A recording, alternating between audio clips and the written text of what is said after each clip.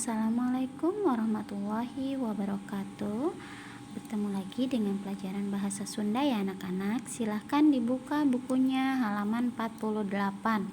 Nah, tugas kalian hari ini yaitu ngalengkepan kalimat. Artinya melengkapi kalimat. Nah, kalian perhatikan dulu contoh kalimat yang ada di atas ya, paling atas. Di sini yaitu cedem.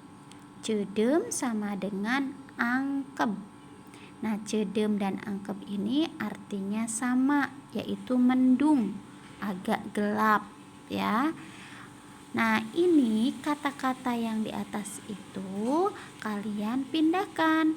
Yang cedem di kalimat yang pertama, kemudian angkep di kalimat yang kedua.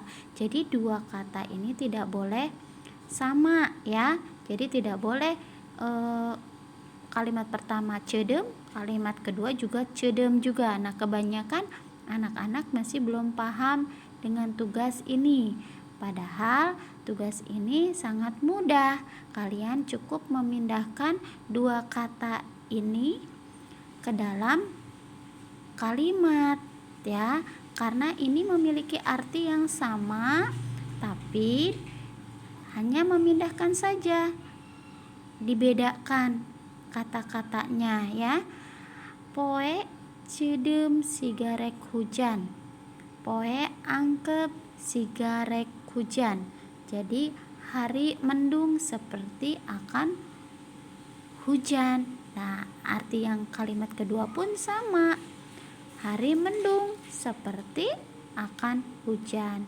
Nah, kalian silakan pindahkan kata-katanya, perhatikan kata-kata yang di atasnya ya. Nah, seperti nomor 1, hawa sama dengan udara. Nah, hawanya sudah ada kan? Ya, nah berarti yang belum ada apa? Udara. Udara dipindahkan ke kalimat yang kedua. Seperti itu. Jadi, di sini hawa dan udara kata-katanya berbeda, tetapi memiliki arti yang sama. Paham ya dengan tugasnya?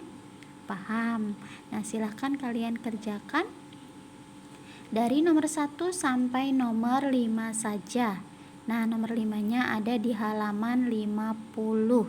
Silahkan kalian buka. Nah, nomor 5-nya yang ini ya, balukar sama dengan akibat. Silahkan kalian isi titik-titiknya ya. Terima kasih, Ibu tunggu laporannya. Assalamualaikum warahmatullahi wabarakatuh.